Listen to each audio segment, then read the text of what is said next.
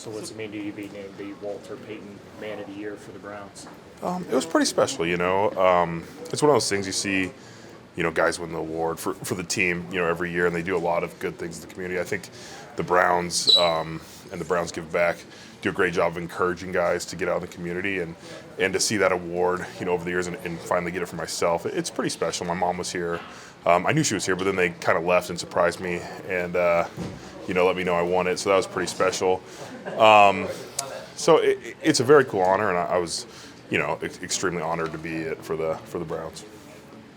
How long did it take you to get kind of comfortable here? You know, coming from a different part of the country, moving to a new place. How long did it kind of get you to really settle? It wasn't too bad, you know. I feel like Cleveland's always accepted me, and you know, since I got here, I know I've been a West Coast kid my whole life, California, Nevada, and then you know come out to Cleveland. So it is a big jump, just different way of life, you know. What really got me was like the Eastern time zone of like game starting so late and stuff like that, you know, really messed me up.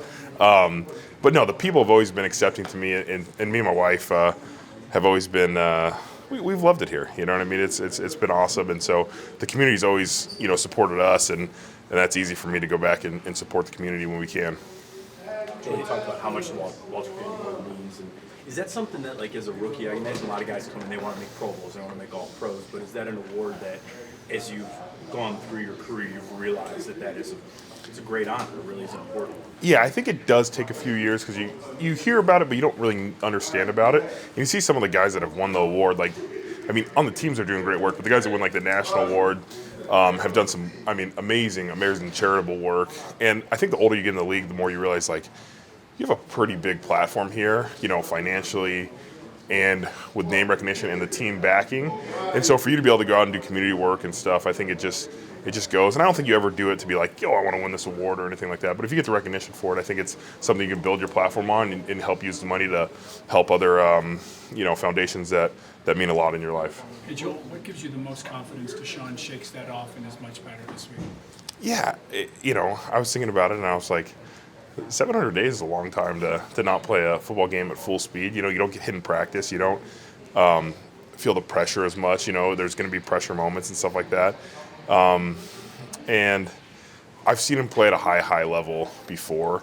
And so I think the rust coming off is not going to be a question of if it ever does. It's just going to be when. You know, it might take a little while to get used to it and get used to the scheme and the players you're playing with, all that stuff. I mean, everything's new to him. So it's you know, I think we understood where we're at. I was very happy to get the win because, you know, the defense and special teams really stepped up for us. It was really team effort in that fact. But we have all the confidence in him. We know he's a great player. We know it's going to happen. It just takes some time sometimes. You talked about the adjusting. How much of an adjustment was it for you guys compared to what you had with Jacoby before? You know, you have the different cadences, just their voices and stuff like that. And then we have some different scheme stuff, you know what I mean? If you watch the tape, there's some read options, some RPO stuff, some things that we haven't done, quarterback runs, you know, different things like that. So there are some different schemes in it for us, you know, and I think it's for the skill guys getting used to how he throws the ball, how, you know, the timing on the routes and all that stuff is definitely more difficult than for the line to kind of get used to it. How did the booing seem to you guys down there on the field, and do you think that would that naturally probably get into anyone's head? You know, I mean, we got booed pretty consistently, like every time we took the field, but I don't think it was anything crazy because it's usually loud when you take the field anyway. So it's just part of the game, you know. We're going to go on the road, and I'm sure Cincinnati's going to boo us as well. So it's part of the, you know, part of playing on the road in the NFL. It's always loud, it's always rowdy, and I don't think it really affected us too much in like our communication and things like that. Do you think that perhaps that having that whole Houston scene under his belt now and then just moving away from that might help Deshaun in game two? Yeah, it could. You know, I don't know for sure the specifics, but it's emotional anytime. You know, we always talk about revenge games for guys going back to, you know, teams they played in the past. So that's a whole nother aspect of it too, where that's where his career was. That's where, you know, he started. He had tons of people there and stuff like that. So that's a distraction as well. So it's all part of it. It's all part of, you know, getting the rust and shaking it off. But like I said, we have a lot of confidence in him and his ability to bounce back and grow from, you know, week to week. What's your theory that seems to bring the best out of you guys? I think you've won 5 in a row and 8 of 9 against them. I think if you look back on all the games, like there's been some close games, there's been some things. It's really come down to like our execution of the plays. I don't know if it's just a matchup thing with our defense playing well against them because they're a great team. They've been to the Super Bowl. They just beat the Chiefs again. They've won 4 in a row. They're a really, really solid team. And I think we know them, they know us, and so it's going to the game, what wrinkles can we put into the game plan, what little things, how can we execute a little bit better to really try and take that next step.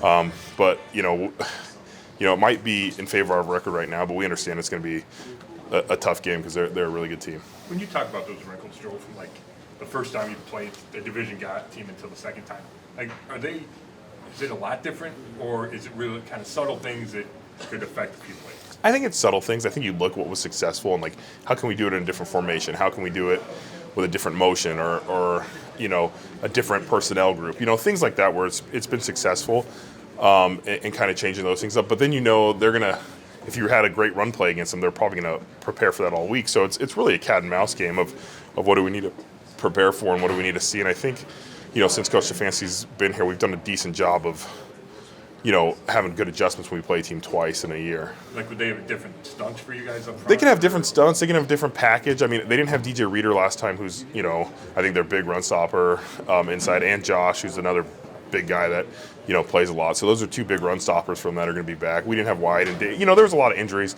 on both sides of the ball. Jamar Chase, obviously. But they can have wrinkles. They can see something that they saw, the Texans do against us and be like, oh, we might want to put that in. We also have Deshaun this week, so there might be some more read option and things that they have to prepare for as well.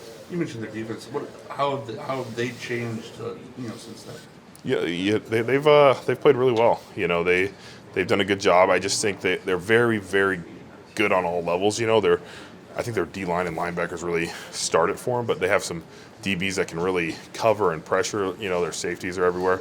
But they've done a good job slowing down the run and the pass. But their real success, I think, is like if you get in 3rd and long against them, they can pressure you, they can zero pressure, and they can cover, which is pretty good stuff.